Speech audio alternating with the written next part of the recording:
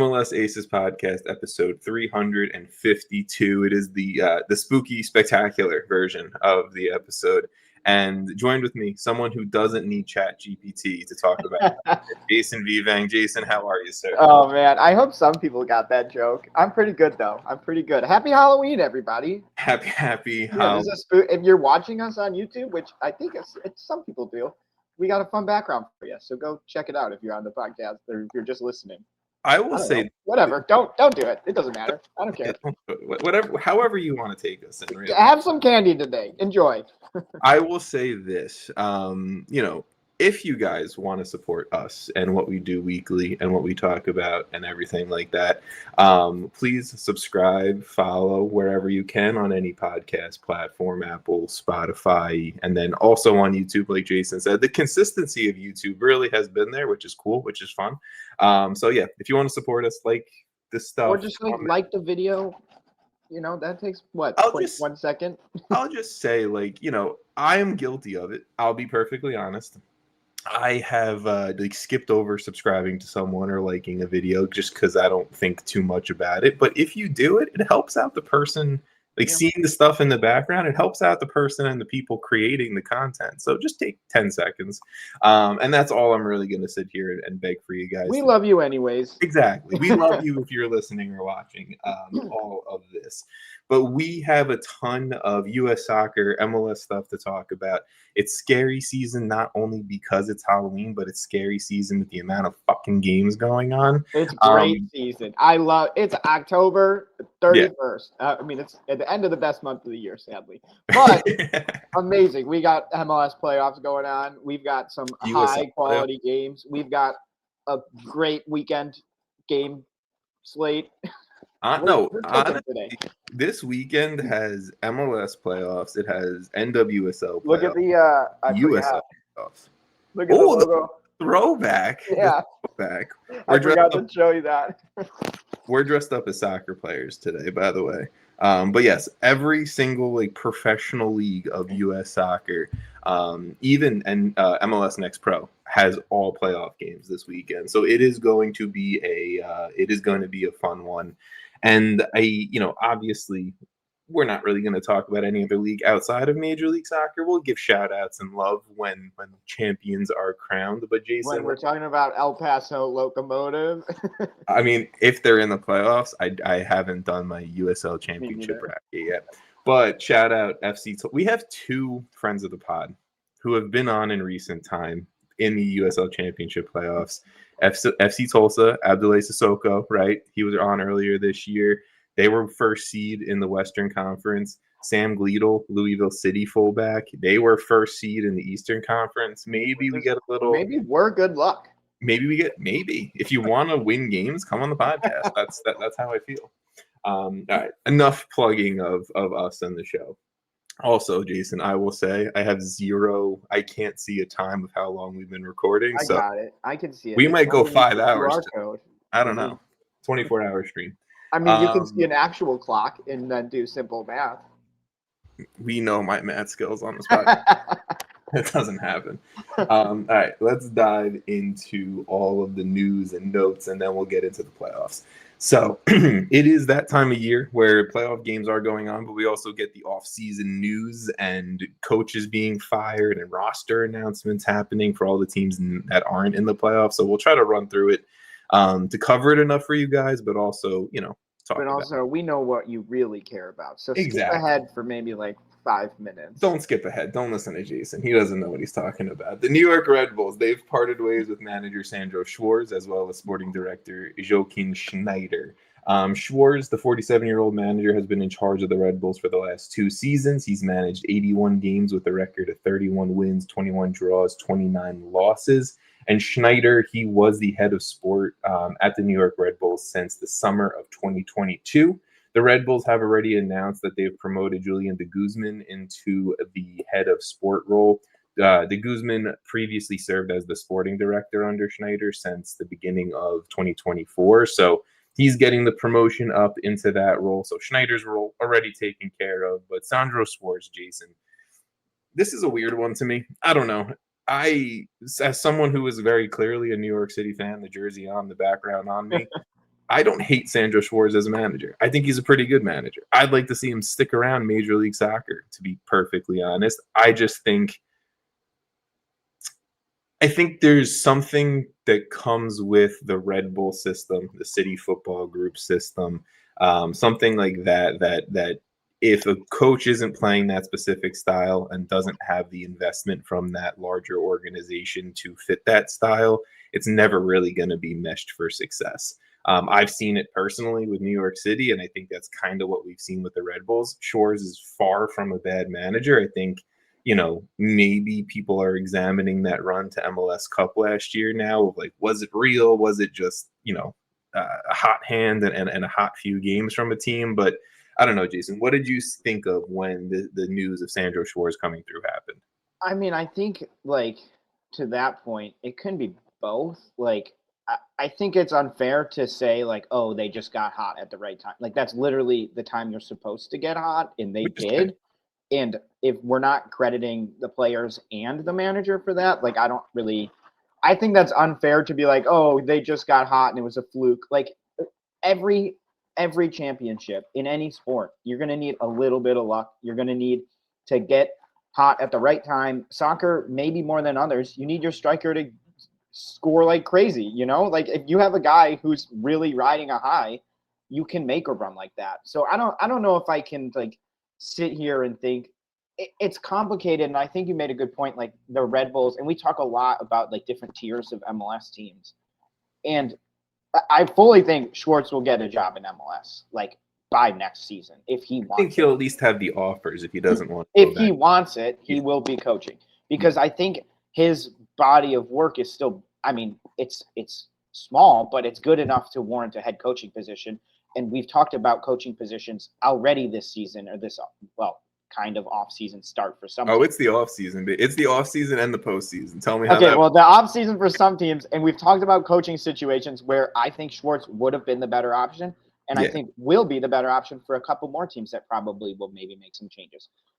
Regardless, like, I think the Red Bulls operate at somewhat of a different level than most clubs, and I think making the playoffs is sort of like, what was it, 15 years in a row or something? Like, yeah, it was the North American sports record, 15 seasons. Like, there's a standard there that is going to be a bigger deal than elsewhere. And I can say that because, the Fire obviously are not at that standard. Like, there's a lot of teams that are not at that standard that what Schwartz did in the last 2 years would be seen as a huge improvement, like a great 2 years from a manager. So I think it's like, it's all in perspective of the club and what they want, and Red Bulls being part of a bigger organization and the style of play may have something to do with it. But I think there's just a level that they aren't willing to be worse than.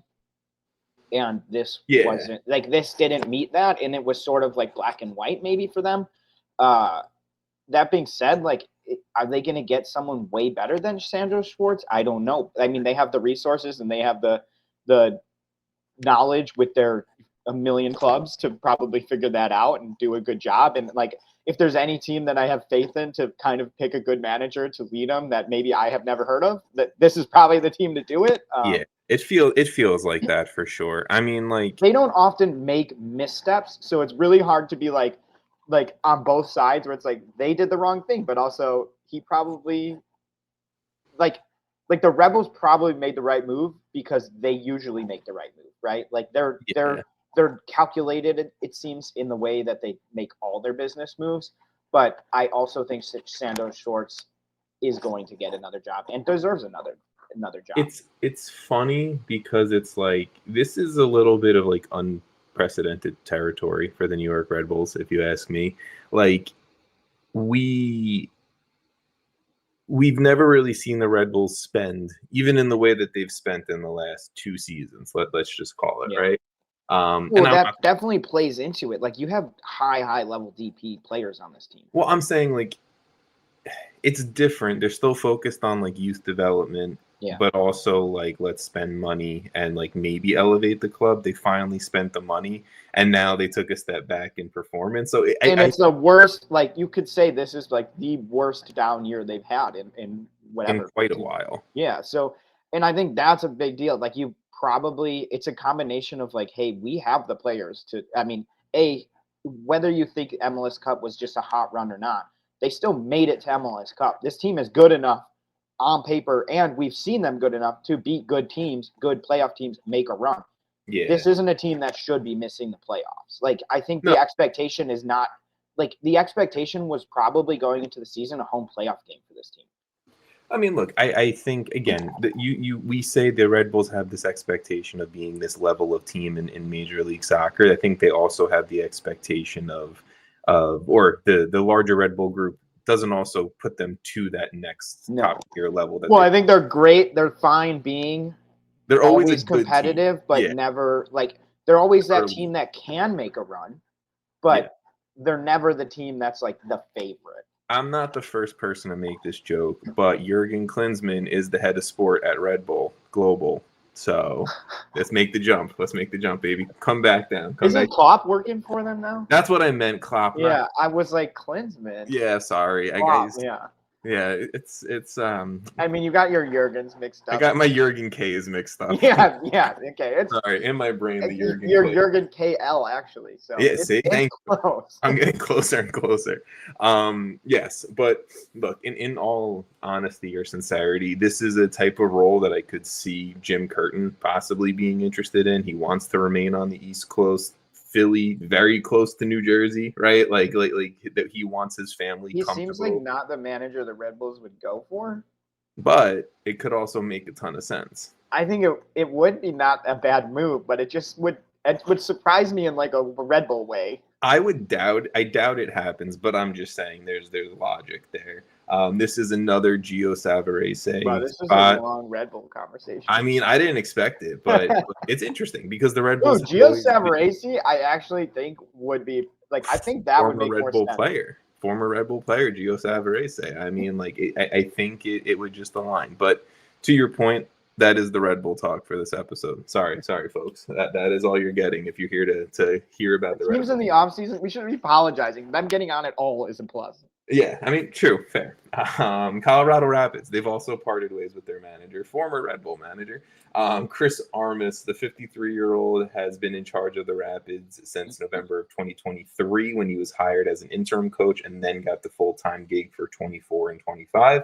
In 82 games in charge, Armas finished with a record of 33 wins, 13 draws, and 36 losses. His best season coming last year when the club finished 7th in the West and then lost in the first round of the playoffs to the LA Galaxy in that kind of smackdown. Jason, I'll let you go first. I feel like you and I have slightly differentiating opinions on this move, but I am very torn on this move because like a lot of times when managers get let go, my first thought is like, is the next manager going to be better, right? Because like the whole point of you're letting go of a manager is you think he wasn't good enough, right? Like to boil it down to the very, very like most basic rule or not rule, but like thought is like you let Chris Armas go because he wasn't getting you to where you wanted to be. Is the next manager, and there are good managers, like we just mentioned Gio Savarese. I'll throw in Gio Savarese's name, yes. If that's the name, I'm all for this, right? But if it's going to be someone that I'm like, I don't know. I'm not going to compare him to anyone. Like, let's just say like they hire someone and we're like it's another stretch. Like, yeah, some random manager from the maybe he doesn't have a ton of experience in MLS or none. Like, then I'm going to be like, what are the Rapids doing, right? But I think Chris Armas is a good manager, and I think he will probably pick up another job in MLS or be around MLS if he wants to. Yeah. I just both of these, like, I really don't know where I stand on this one. I feel much more like confident in my like Red Bulls thought process, but like with Colorado, there isn't that level of excellence that's been around. Like, this is Colorado. Like, they are could we get the play-in game? Like, that's Colorado. Like, I don't think anyone's expecting Colorado to be better. If they are, that's great. And if they're a little bit worse, that's kind of bad. But like, I don't think you can look at Colorado's roster and even the moves they made this season with Mihailovic and think like this isn't kind of where they were destined to finish. I'm okay with the firing of Chris Armas, and I know like I'm definitely more on the like definitive. I'm okay with the move. I think like look, 23 when he took over as interim, it was like there was some positive momentum. I think you saw some stuff for 24 to be a better year. They missed the playoffs in 23, 24. They make the playoffs as that 7 seed, avoid the play-in game, right? Like I think to me, it's always about like progression. Even if they finished in a play-in game spot this year, But how can it be always about progression if they're constantly selling their best players? well, the other point that I was going to gone. say is Mihailovic. I would say Mihailovic being open to going to another team in Major League Soccer kind of shows maybe the state of the organization, the locker room, whatever it may be, which could also be another, and this is more speculation than anything, which could also be another push for why Chris Armas wasn't brought back, right? Like, I mean, if that's the case, then yeah, sure. Like it makes sense he's gone, but I don't see like. well, I like the players on this team. Like obviously I'm a huge Yappy fan. Like I like Teddy DiPietro. Cole Bassett's a good player. But like Paxton Harrison was a good signing. I think we talked about that. Like this could be a big signing for them. But my issue with Colorado Rapids, and I think where things fell off, and yes, I think you have to kind of put some blame on the manager for this, is like I like a lot of these dudes. Teddy DiPietro, he barely really got the chances to play. Paxton Harrison was effective and efficient, but you had Cole Bassett also playing as like a 10, but out on the wing, like not putting him in the positions to succeed. I think Reggie Cannon, Sam Vines, guys like that, like never hit the potential. There was just a lot of inconsistency, but like this is like a roster. If you showed me this roster and compared it with like 4 years ago, it's like the same level of roster. But that's where I say, right? Like the Colorado Rapids, I think, have at least given Chris Armas some investment. The Zach Steffens, the Reggie Cannons, like guys, Paxton Aronson, like they just spent a shit ton of money on Paxton Aronson to go be successful, to go win games. Yeah, but like they spent a lot on Paxton Aronson, but they lost Mihailovic. So it was like okay, we spent a lot of money, but we just did almost like a like for like swap, and you could say one's better than the other. Like I don't feel Georgie's asking to go. You can't really. I agree, but like this team is always the same. Like it's always the same. The expectation's always the same. It's always the same team. It's always going to be a team that's going for, like, my point with the play-in game is where did they finish? They finished 11th, which is probably a little lower than they probably wanted to, but they tied on points with Salt Lake, who made the play-in game. So it was Salt Lake, San Jose, and Colorado tied on points. This is where they are. Like, this is where they were before the season. This is where they are now. It's where they are going to be going into the next season. They're not going to be the worst in MLS, and they're not going to be the best. I agree with you. Look, to me, and this will be my last point on the Rapids, because I think we're even giving them too much time. We're almost 20 minutes in, by the way. Geez, I can't see. I got it's 19 minutes right now. Okay. Well, the Colorado Rapids are an organization that I think have issues past the head coaching role. I'm glad to see the money they've spent, the players they've brought in. I like being like, a little USMNT in the Rocky Mountains, right?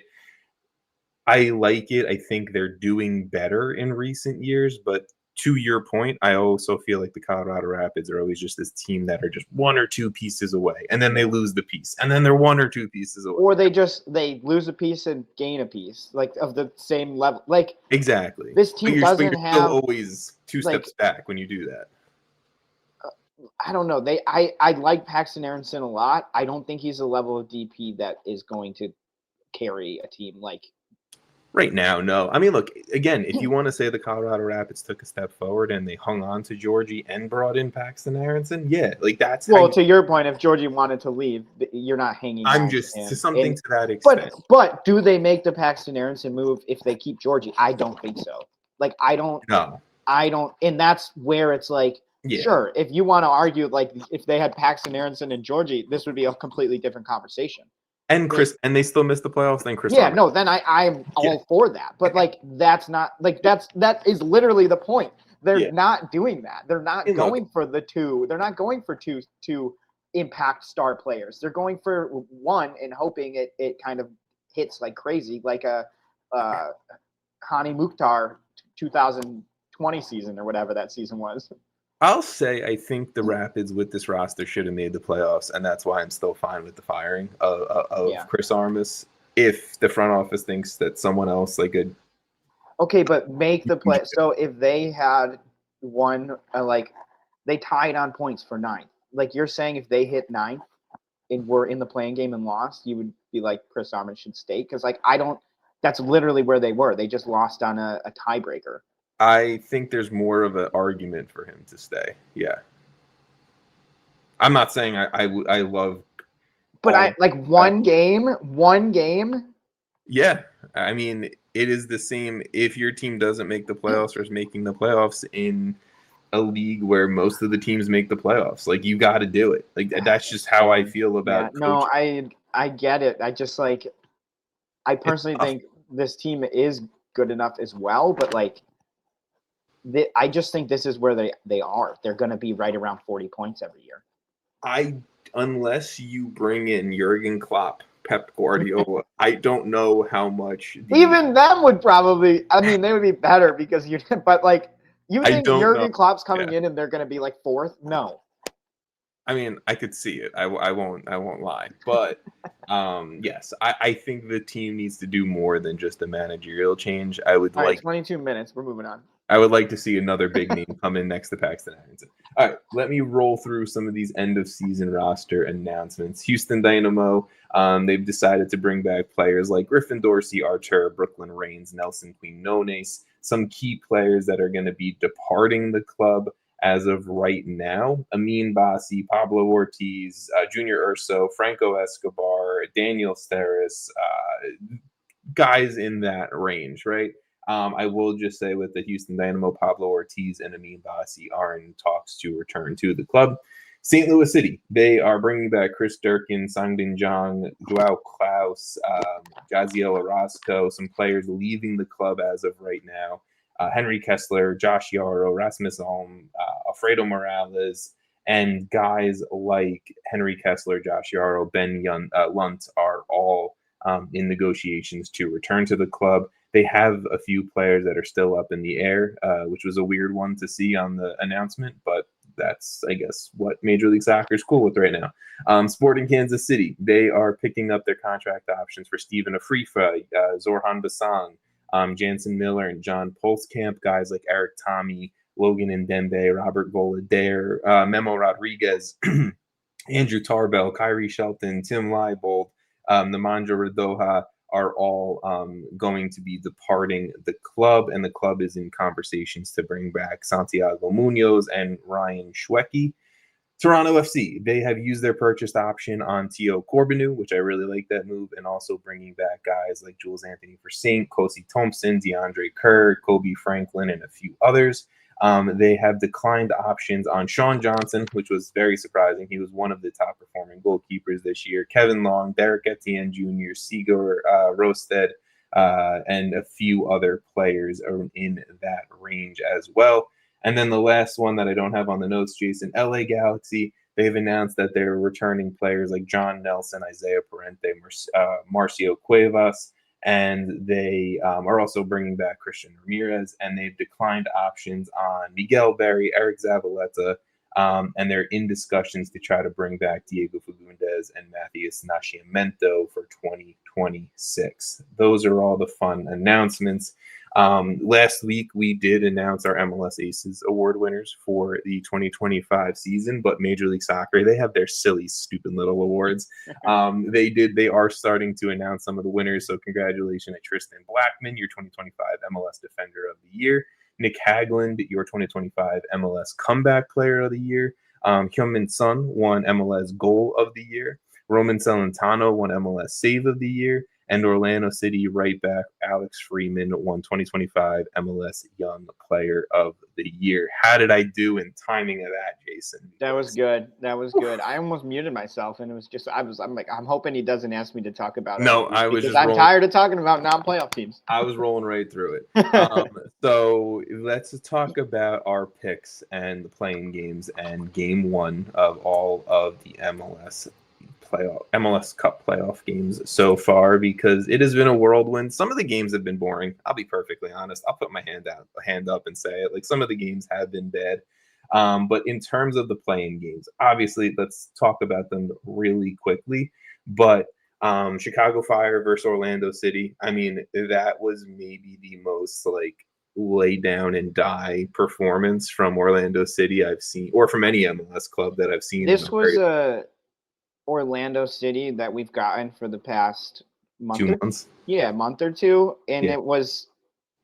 I don't know what happened. I like my Fire bias aside, I really don't know what happened to Orlando, because 2 months ago, I was thinking this team was competing for MLS Cup. Like, they were at a level that when they played Miami, was that in the US Open Cup where they just absolutely stomped them?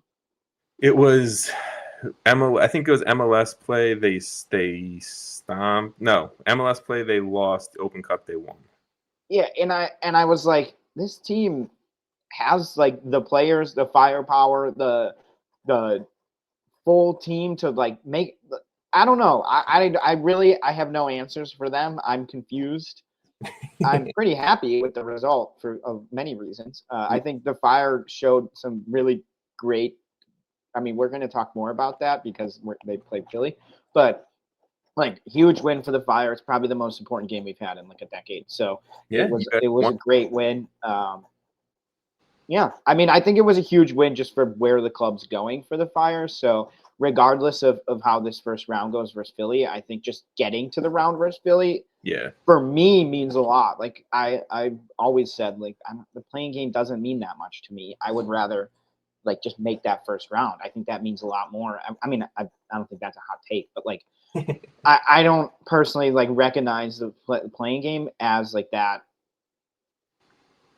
Oh, special. You made, like, like, I don't know. It doesn't feel like you made the playoffs to me if you lose the playing game, but that's just my opinion. Whatever. And now I don't know. But that's kind of it. That's cool. That's fine. I'm gonna leave that game talk up to there with you because I want to not spend too much time on the playing games. Yeah. But in the other one, and we both picked the Chicago Fire to win that, so that's a nice +1 in both of our postseason picks categories there. We were both wrong about the Portland Timbers RSL playing game. Timbers won 3-1. Felipe Mora had an absolute, fantastic game. The Portland Timbers showed up in a way that I don't think we've really seen. Obviously, yes, against a struggling, not so great Real Salt Lake side. So that is also, definitely take that into consideration. But it was a pretty solid, strong game all around. The second half of this one, this is where I'll say I literally fell asleep watching this game, and I'm not exaggerating. I'm going to be honest, I really didn't care about this game. Well, because I don't think either teams beat San Diego anyway. I mean, yes, and we'll dive into Portland San Diego game one, but just shout out to the Timbers. They, to your standard and your level, Jason, they made the playoffs. They did what they had to do. Well, I mean, I'm kind of like, why didn't either of us pick them? Because they were home in this game, and because they had scored like one goal in their last 10 games or some shit. Well, they also give up a lot of goals, so. Yeah. But as ours, I don't know. Oh, it was because Olutanji, I just thought was going to do something special. Yeah, that was your guy going into the game for sure. All right, so those are the playing games. We got one right, one wrong. I'll take it. I'll split the playing games. I'll be happy with it. But let's talk about, Jason, the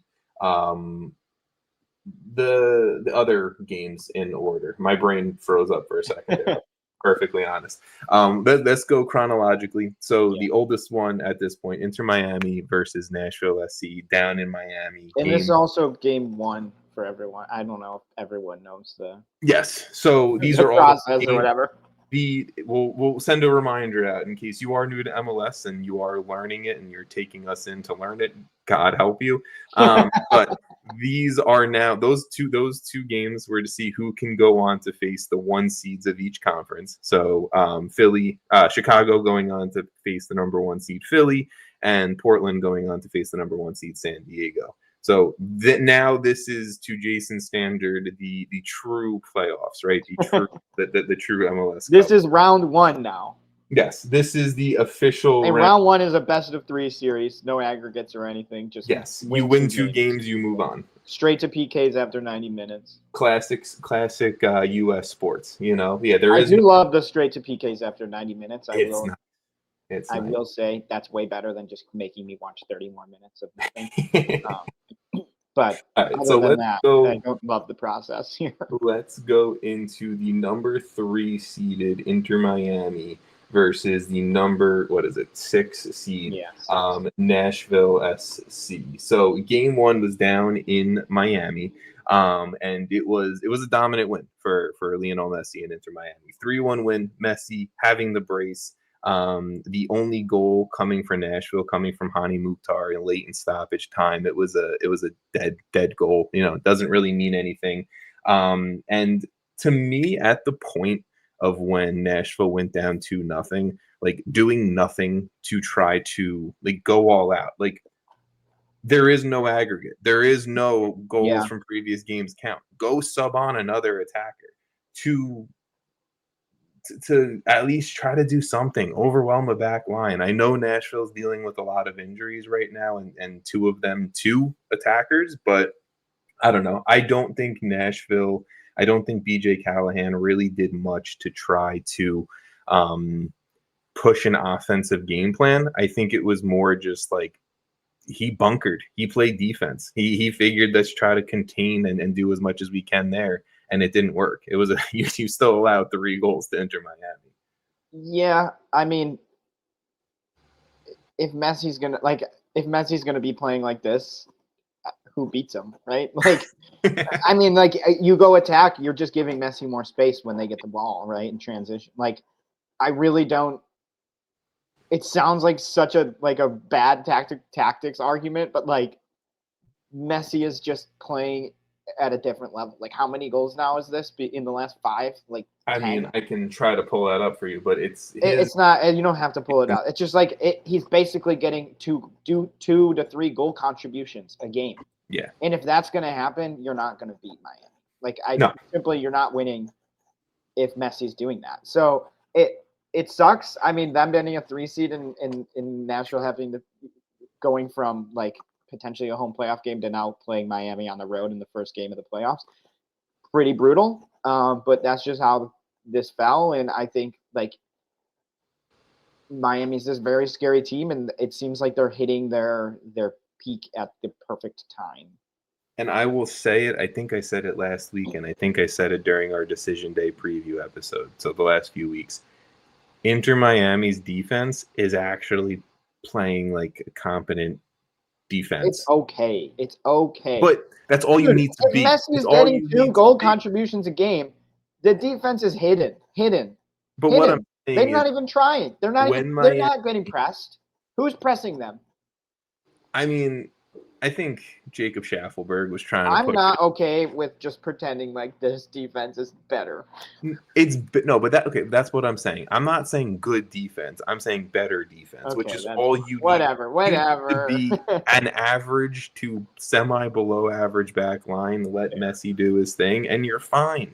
And look, Inter Miami had a little bit of a formation change. They're playing the 2 up top now with Schwarz and Messi instead of like, doing the 4-3-3 kind of thing. I think it's protecting the back line a little bit more too. And I didn't need to ask ChatGPT to tell me tactics of how that works. So I don't know. I like where this Inter Miami team is. I agree with you. When Messi's playing like this, who is going to beat them? That is. I don't see this game going to the 3rd game. I mean, the series or whatever. Like, yeah, I don't know. It's a bummer we started with this one because it's probably like the least interesting game of the week. But yeah, I mean, look, Nashville needs to change something, figure something out. I don't know what it is because I You just have understand. to like foul Messi every time and hope you don't get too many red cards. Like I don't Yeah, actually know how to stop Messi when he's like this. Besides this just like knocking him down every single this is time. what I'd ask ChatGPT about because I don't know, and no one knows because that's what Messi's done his entire career, right? Look, Yeah. to me, it's But like yeah, it'd be like cannot compute. Even you, AI can't figure out how to stop Messi. you need to get a few guys potentially healthy You back. need Obed Vargas playing at his best. Yeah, you need peak Obed Vargas, and you can stop Lionel Messi. But yes, I agree with you. I think this game ends in Nashville over the weekend, and the only thing that I would say is Sam Surridge has to get on the ball more because he was nearly invisible in this game. Love the moment of Rodrigo De Paul trying to look at the name on the back of Sam Surridge's jersey, like, who are you? I I love that. think just like if they get the ball, just kick the shit out of it up the field and hope one of like Yeah, just try and go over the top on this back line because like sure it's been better, but it's not good. I agree. You might get Surridge, Hani, someone running onto the ball behind the back line. Yeah, I mean, look, the last Cause goal, problems. Make them bring you down. Make them cause a foul or something. it's just it was not the Hani, Sam Surridge, Andy Nahar that we've seen all 2025, and I think could that be an overthought or an overthinking of BJ Callahan? Probably, maybe, but who knows? Let's keep it moving because we got a lot more games to talk about. Philadelphia Union versus the Chicago Fire. Obviously, we just mentioned Fire win against Orlando City. They come out in this game in Philadelphia, go down 2-0, fight back in the last 10 minutes of this game, Jason, to push the game to penalties. There's a red card in the middle of it. A fantastic game from Jonathan Bamba, Jack Elliott stepping up, scoring against his former team, not celebrating, respected in all of that, and then up losing in penalty kicks. You and I were texting a little bit, but I want to give you your floor to talk Chicago on this. Yeah, I mean, when we were down 2-0 in like that 83rd minute, I was thinking this is brutal. Like this isn't too fun, but they fought back. They showed that fight, which it's I think it was really promising to see them like actually claw their way back into that so late. It sucks that we lost the penalty shootout. And it really wasn't a good shootout. Like the Fire really, I would say, did not handle that whole shootout very well. But it wasn't a great one for you guys. I will say to get to a shootout away when you're down 2-0 in the past the 80th minute, huge thing to build off of. I feel pretty good about game 2. I feel at home there's a chance we can get the win here. I think Philly has pretty much beat us every time we played them this year. Yeah. Like, my one thought about the shootout, it wasn't great, but I do love Chris Brady almost like getting into a fucking fist fight to get the ball. Like I like that. I like that in the keeper, so I wanted to just point that out. There is definitely no pun intended, a fire in this team that has been lacked for a long time. Like this team is definitely a little more gritty, a little more like got that FU kind of mentality. Yeah. They're not really out of the game. I like it. I mean, getting to that, it would feel so good to be up 1-0 right now, given the fact that we probably didn't, I don't know necessarily say deserve it, but like kind of clawed our way to it. But you got to win at home. Win at home, make it, force a game 3, put the pressure on the best team in the league.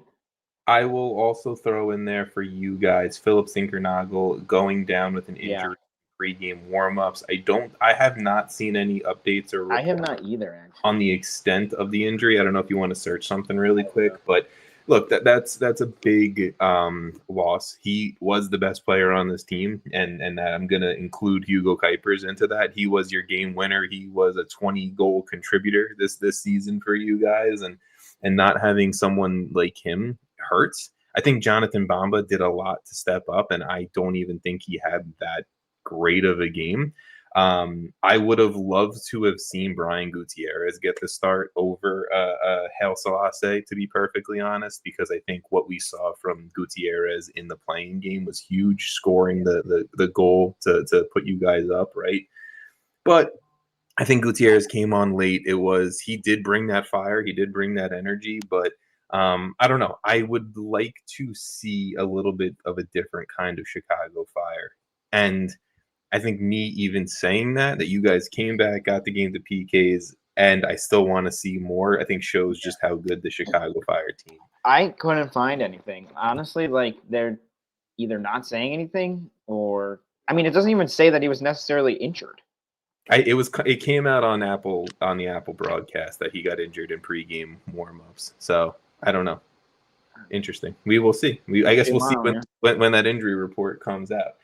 Just to give the Union, right, the Supporter Shield winning number 1 seed some credit here. They looked good for a majority of the game. They were definitely the better team.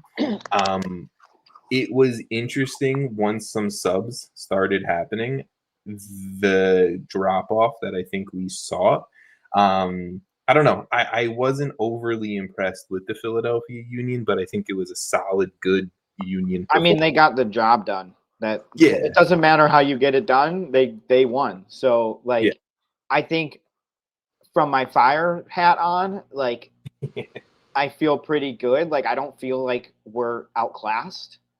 No. But from the Philly perspective, you did what you needed to do. Now, they have the advantage. So the Fire, it's up to the Fire to do something now. Yeah, I agree. It could have been better from Philly in game 1. It wasn't perfect, far from it, but they got the job done. But you're playing the same team again. If the Fire, maybe they figured something out in those last 10 minutes and they can do that for 90, that would be wonderful. But the thing is, I feel like Chicago can make some tactical shifts. Philly just plays Philly style, and that's not changing. So we'll see. I think Greg is a good enough manager to figure some stuff out here. So we've seen Greg shift from a back 3 to a back 4. Yeah. He's not stuck in his ways, which I think sometimes we actually think like with Wilfred Nancy, for instance, when Columbus is at their best, is they're playing their way, or LAFC with Trevor, they play their way, which is it works really well when you're really, really good at it. But the Fire not being stuck in their way is actually a positive also. Yeah. I flexibility necessarily isn't a bad thing.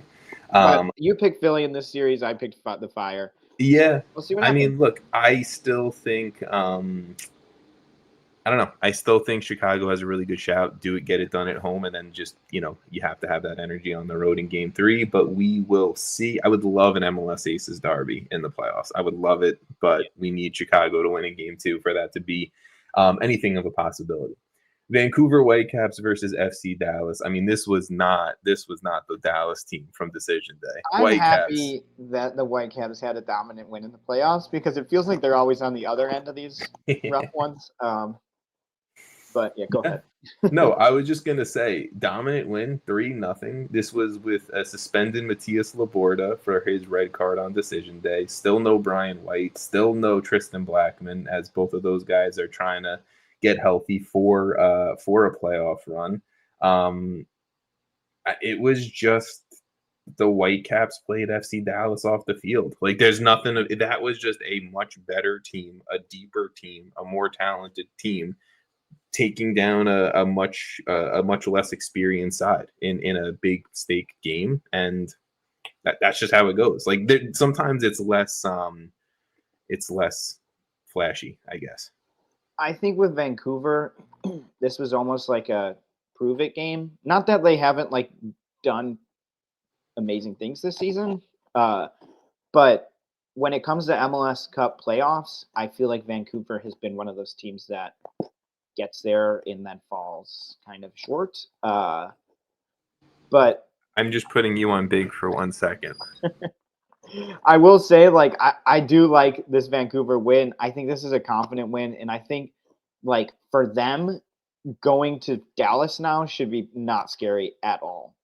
After a 3-0 win, you should feel very good about what you're doing.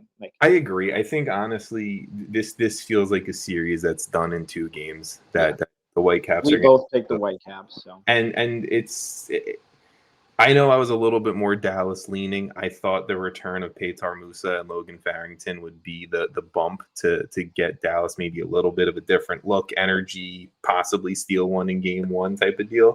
But they didn't start Logan Farrington with Petar Musa, and that was the duo that got them that was the attacking duo that got them to the playoffs. So don't really know what Eric Quill was doing there, but yeah, I mean, look, it hurt them. Clearly, they didn't really have that much offense. This Whitecaps team also, like, I don't know if it should be I don't know if people are talking about it, but like this is a season where they've had some pretty massive games already played.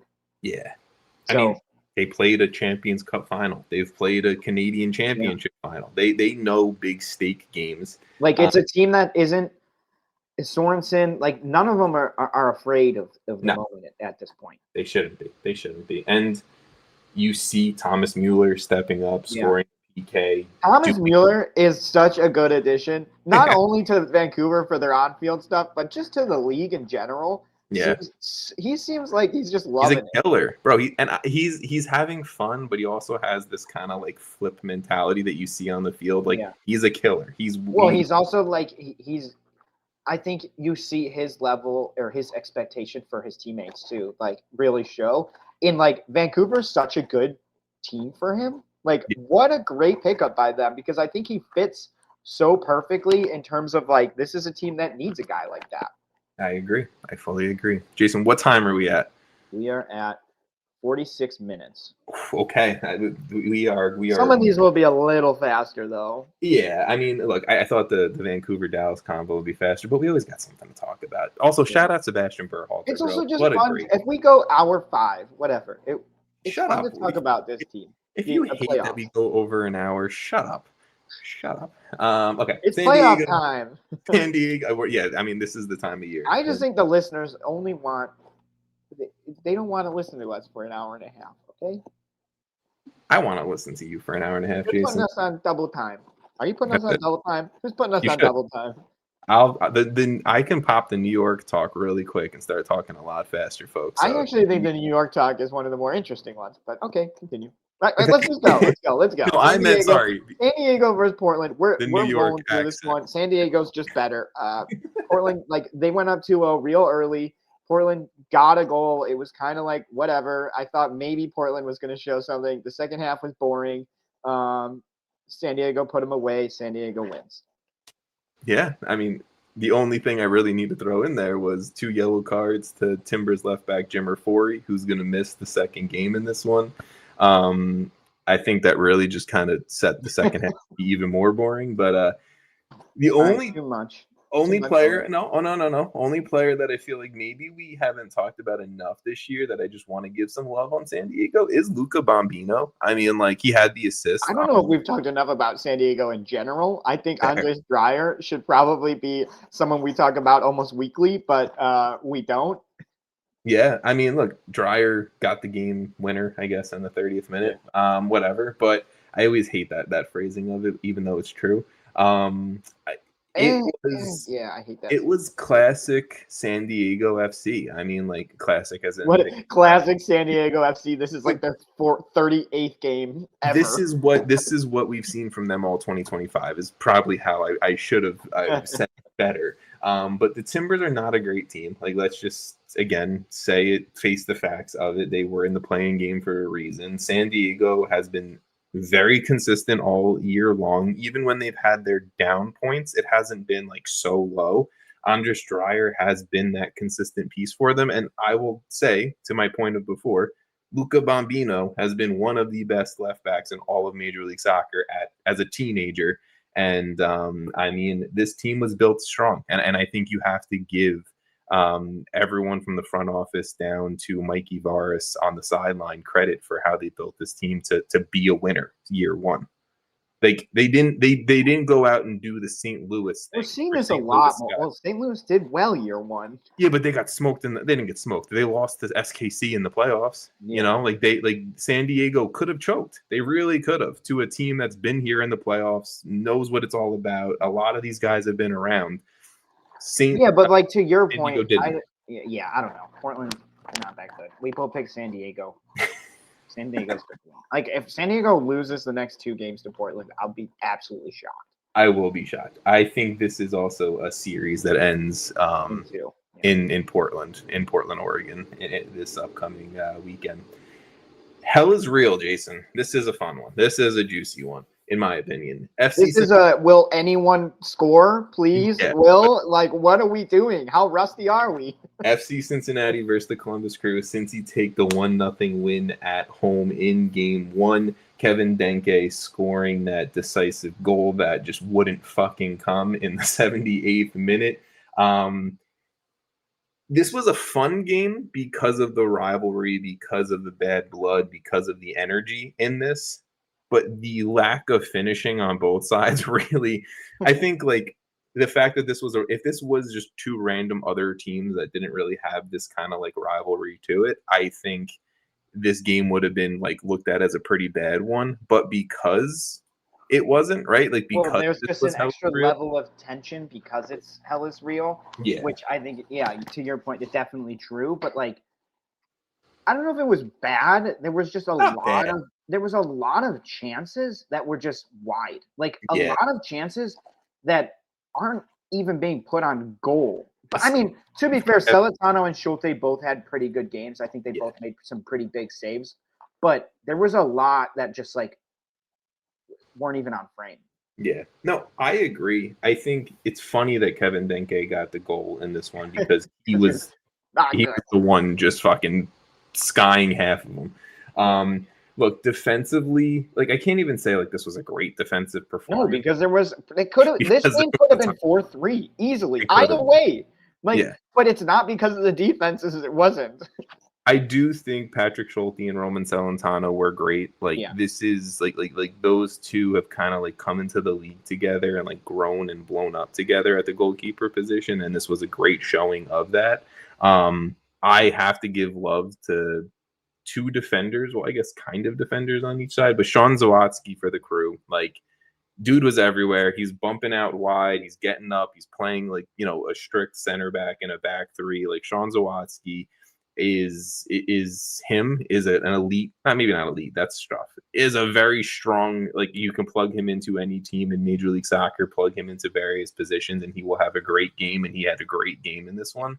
And then Ender Echenike for FC Cincinnati, like, he was creating a lot of damn chances that just were not being finished off by Brenner, Denke, Evander in the box for Cincy. So if Echenike can get more opportunities like that and Cincinnati are finishing chances, Cincy's winning game 2 and moving on, because he was the most creative factor on this field, if you ask me. I think this is one that I would be like, definitely watch this game too. It's going to be fun in Columbus. I personally think this can go 3. We both picked Cincinnati in this one. Yeah. But like, this should be a competitive second game. Like, I think if I almost feel like both teams should be like, well, Cincinnati won, so they're probably pretty happy about that. Like, again, you win. It's what you had to do. I think if you're Columbus, you're like, how did we not win? But at the same time, they were like lucky to only allow 1 goal. So there's just a lot of weirdness with this game. And I think game 2 will be another, like, I don't know if it'll be 1-0. I think there's probably more than 1 goal, but it'll be very cagey again. I agree. I think Max Arfston needs to be better. Like, he needs to step up and like be the best or second best player on the field for the Crew, which is injury wise where they're at right now. It's kind of crazy to say, to be honest. I mean, I think Max Arfston's very good, but that's still crazy. But yeah. Hugo Picard, I liked the energy he brought for the Crew, but he's a tiny kid, man. Like, he was getting bullied around, and Cincinnati plays like a very like physical game. So I don't know. I think since he still takes the series, I'd like to see the series go 3 games just from the fan perspective. But 3 games of this would be awesome. Like, it would be a ton of fun. And I want to see more Darlington Nagbe. That's what I want to see before he retires. All right, 55 minutes, but we got a bit of a quick one here, I think. Yeah, Minnesota United, Seattle Sounders. When I started this episode by saying some of these playoff games have been boring, this was the fucking highlight banner of boring for the This one popped in my head in a second. I was like, why is this game? It was so fucking. It was bad. Like when the goalkeepers are the star of the show, it's really just like, and it's not even like there was a ton of Yeah, I chances. wouldn't even say they were like the stars. They were better players on the field. You're right, but like it wasn't like it was a 9 save versus 8 save battle or something. No, yeah, I agree. It was just kind of like both teams just like passing it around, Like feeling feeling each other out or something. And I thought that was gonna be like the first half, and then maybe the second half they opened things up a little bit more because they figured it out. Nope, it was figuring each other out for 90 minutes, which I'm sure the Sounders were okay with. Right, game goes to PKs. We're on the road. Let's try to get it done. I think 100% the Sounders were probably happier with how that game went prior to losing it than Minnesota. Yeah. Like I think if you're Minnesota, you're at home, you're the higher seed. Playing the way that game played out, I would have been pretty concerned. Oh, Jason froze up on me. That is a real shame. Well, I'll keep talking while Jason's frozen there. Oh, you froze up, sir.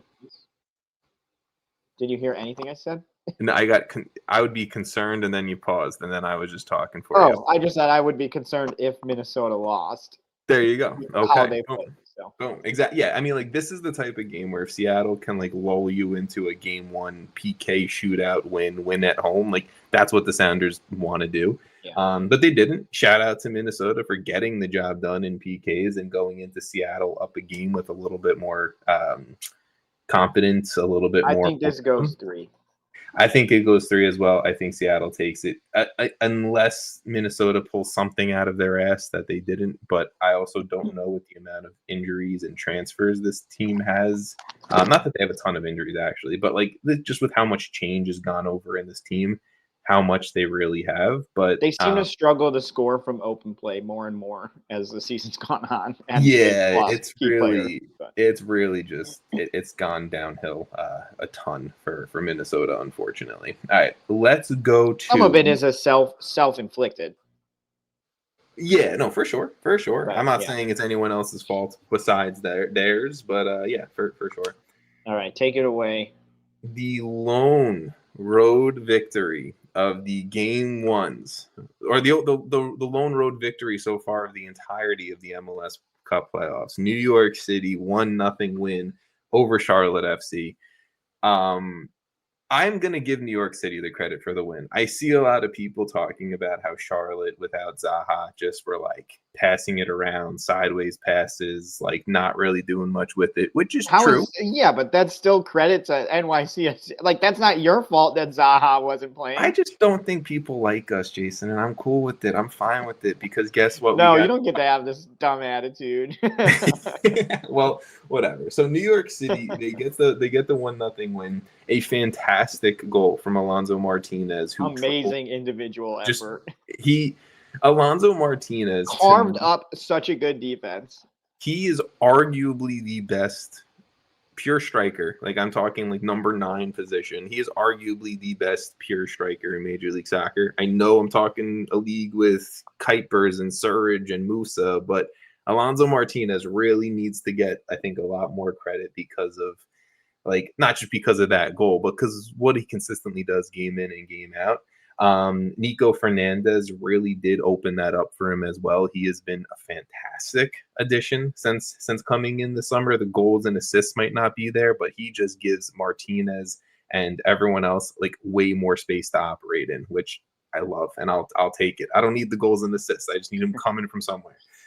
Matt Freese was excellent in this game, which he worried me a little bit because he hasn't really come in on the best of form. But it was just a strong win from New York City. Like defensively, they weren't really tested too often. Charlotte had some chances that New York City handled pretty well. And then offensively, you got the job done. You got the goal you needed, and Charlotte looked awful without Zaha. There was no one else. Like what Nico Fernandez does for New York City and creating space for everyone else is what Zaha does for Charlotte. No Zaha means there was no space for anyone to do a thing. Tokomati was bad. Leo Abada was bad. Kerwin Vargas was bad. Like I no keep one else was freezing. able. You keep freezing or I keep freezing? I think I keep well, it freezes you also, but I think it's because my computer is like 1,000 degrees, so That's fine. I'm just going off. like still. it's melting this table. Well, sorry about your table, but No, still, I'm just kidding. It's not. Charlotte just did not look good, and I think the missing Zaha was a huge. The only thing I will add, and I'm curious your opinion, if Yeah. Zaha comes back and they look great and win in New York City, I'm very concerned for New York City going to Charlotte for Game 3. That's fair. I personally think you have to win at home. I think if it goes to Charlotte, I would be pretty confident picking Charlotte. I don't know about confident, but like. Yeah, my only challenge to that is I don't think we have to like. Well, you've proven you can win in Charlotte, but like, if you're going back to Charlotte, they just beat you at home, and they have Zaha, who probably played pretty well if they. The momentum swings right back to Charlotte. Like in their home for Game 3, it's going to be like a crazy atmosphere probably. So. I do think. Well, yeah, I don't know if they have to because obviously you can win in Charlotte. I just like. I would be like 90% sure they have to win, and I don't even know what I'm trying to say. Like I think New York City should try and win. I mean, I don't know. I'm trying to say what I'm trying to say without knowing the words. I get what you're. I think I get what you're saying. At least I think New York City need to put their boot on the throat of Charlotte FC. Put them away. That's all. Like get it done. And don't give them any momentum because don't give them any. That's it. Yeah. You have the advantage at home. New York City plays much better at Yankee Stadium. Get it done. Win the game. They struggle going into Yankee Stadium. Exactly. Foul the shit out of Wilfred Zaha. Do what everyone else is. Frustrate Wilfred Zaha because he's definitely frustratable. 100%. And look, New York City has beaten Charlotte FC with Wilfred Zaha on the field before this season. So I think Wilfred Zaha is really good, but I almost feel like he's almost overrated because they lost this game. Like, is that crazy to say? Like, I feel like he's really good.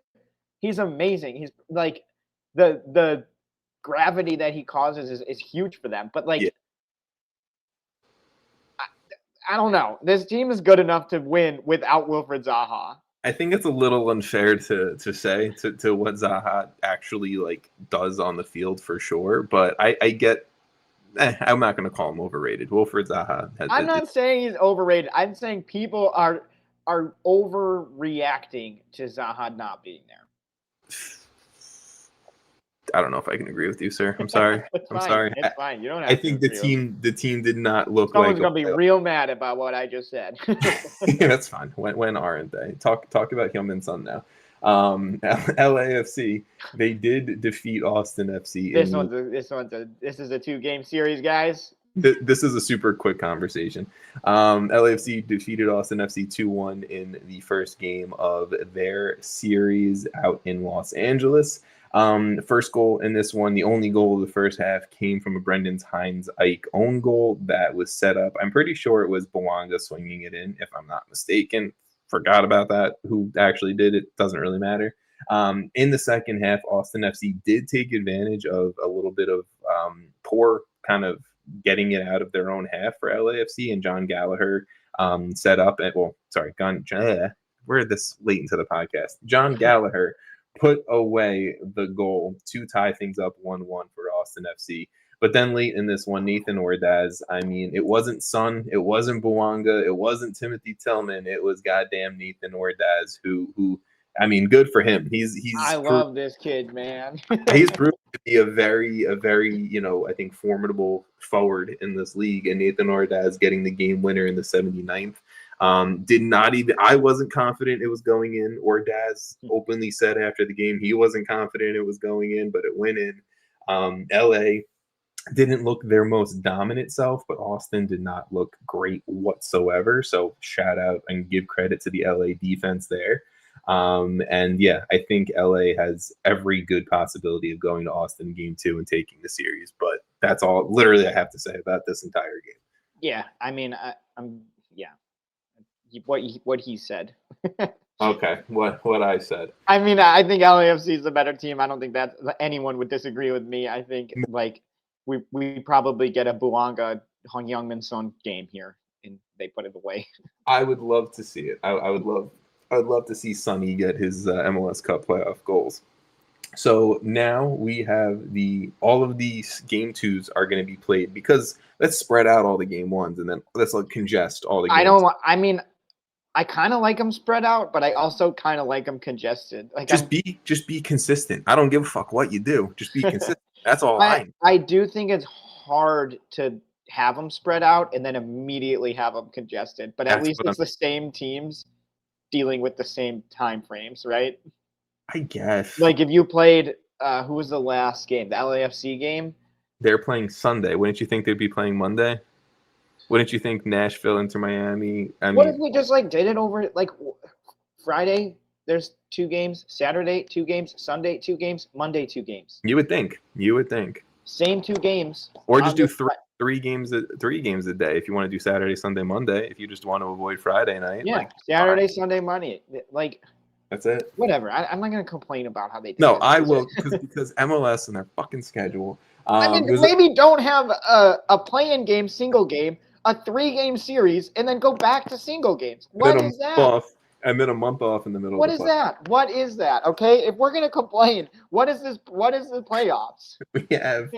We have 5 games. Why is there a 3-game series and then it's like, no, we're not doing that for the next couple rounds? when the rounds and the games get way more interesting and competitive, let's only do 1 now. Yeah, great. All right. We have 5 games on Saturday. New York City, Charlotte, Chicago, Philly, Nashville, Miami, Dallas, Vancouver, Portland, San Diego. Then on Sunday, we have Columbus, Cincinnati, Austin, LAFC. And then Monday, Seattle versus Minnesota.